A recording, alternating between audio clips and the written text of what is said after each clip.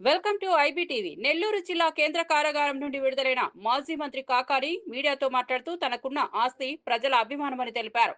జైల్లో ఉన్న వైసీపీ వారితో సమయం గడిపిన అనుభవం లభించిందని వ్యాఖ్యానించారు. హైకోర్టు బెయిల్ వచ్చినా ఉద్దేశపూర్వకంగానే విడుదల ఆలస్యం చేశారని ఆరోపించారు. తనపై పెట్టిన లిక్కర్ కేసులో హాస్యాస్పదమని, సోషల్ మీడియా కేసులతో వేధించారని తెలిపారు. జైల్లో పెట్టిన మనోధైర్యం కోల్పోలేదని, ఆరోగ్యంగా ఉన్నానని స్పష్టం చేశారు. భవిష్యత్తులో సోమిరెడ్డి కొడుకు చేసే తప్పులను తప్పక బయట పెడతామని హెచ్చరించారు.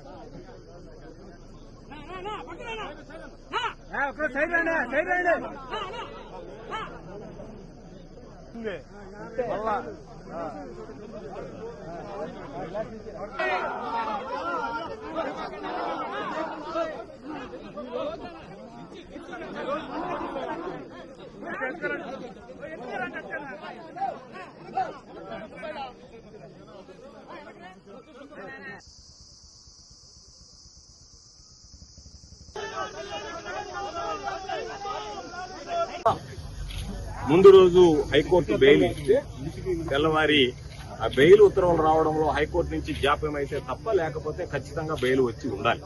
మరి కారణాలేమో నాకు తెలియదు, నేను జైల్లో ఉన్నాను కాబట్టి. నిన్న సాయంకాలం విడుదల వాయిదా పడింది. అయితే నిన్న పాపం నా కోసం జనం వచ్చారు, ఈ రోజు కూడా అదే జనం మరలా రావడం జరిగింది. నాకున్నటువంటి ఆస్తి ఈ జిల్లా ప్రజలు, ప్రత్యేకించి సర్వేపల్లి నియోజకవర్గానికి సంబంధించినటువంటి వన్య తరగనటువంటి వాళ్ల ప్రేమాభిమానాలు. ఈరోజు ఈ కేసును గురించి ఎక్కడా మాట్లాడకూడదు అనేటువంటిది హైకోర్టు విధించినటువంటి నిబంధన, షరతు. కాబట్టి ఆ షరతులకు లోబడి ఈరోజు ఈ హైకోర్టు మంజూరు చేసినటువంటి బెయిల్ విషయంలో నేను ఏది కూడా వ్యాఖ్యానించదలుచుకోలేదు. అయితే బహుశా నెల్లూరు జిల్లాకు సంబంధించి 2 సార్లు శాసనసభ్యుడిగా, ఒకసారి జిల్లా పరిషత్ చైర్మన్ గా, ఒకసారి మంత్రిగా పనిచేసినటువంటి వ్యక్తిని ఇన్ని రోజులు జైల్లో పెట్టడం అనేటువంటిది ఇది ప్రథమంగా జరిగింది. అంటే ఎక్కడ లేనటువంటి సాంప్రదాయాలని ఈరోజు కూటమి ప్రభుత్వం పరిచయం చేస్తుంది. అయితే ఈరోజు ఒక్కసారి ఆలోచన చేస్తే ఎంత బాధాకరమైనటువంటి విషయం అంటే, నాకు నవ్వాలనో ఏడవాలనో తెలియనటువంటి దుస్థితి.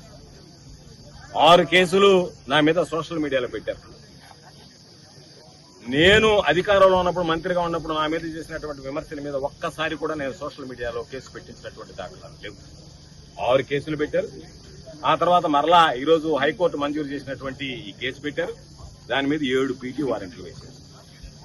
7 పీటీ వారెంట్లు ఎంత నవ్వొచ్చాయంటే, ఎప్పుడో ఎన్నికల కమిషన్ టైంలో జరిగినటువంటి లిక్కర్ కేసు. ఆ రోజు మా ప్రభుత్వం అధికారంలో లేదు. ఆ కేసు రిజిస్టర్ అయింది. కూటమి ప్రభుత్వం అధికారంలోకి వచ్చింది. ఆ రోజు కూటమి ప్రభుత్వంలో పనిచేసేటువంటి అధికారులే దాని మీద విచారణ జరిపి ఛార్జ్షీట్ ఫైల్ చేయడం జరిగింది. 1 సంవత్సరం తర్వాత మరలా ఛార్జ్షీట్ రీఓపెన్ చేయాలి, ఎంక్వైరీ చేయాలని చెప్పి ఓపెన్ చేసి, ఎవరో ఒక వ్యక్తి, ఎంత హాస్యాస్పదం అంటే, నేను ఎన్నికల్లో వెళ్లినప్పుడు ప్రచారంలో మీ అందరికీ లిక్కర్ పంచుతాను, ఓట్లు వేయండి అని చెప్పానంట. దాని మీద ఒక వ్యక్తి మమ్మల్ని ప్రశ్నించాడంట, సార్ ఓట్లు అడగడం ధర్మమా, లెక్కరిస్తామని. దాని మీద మేము దాడి చేసాం. అంటే ఎక్కడ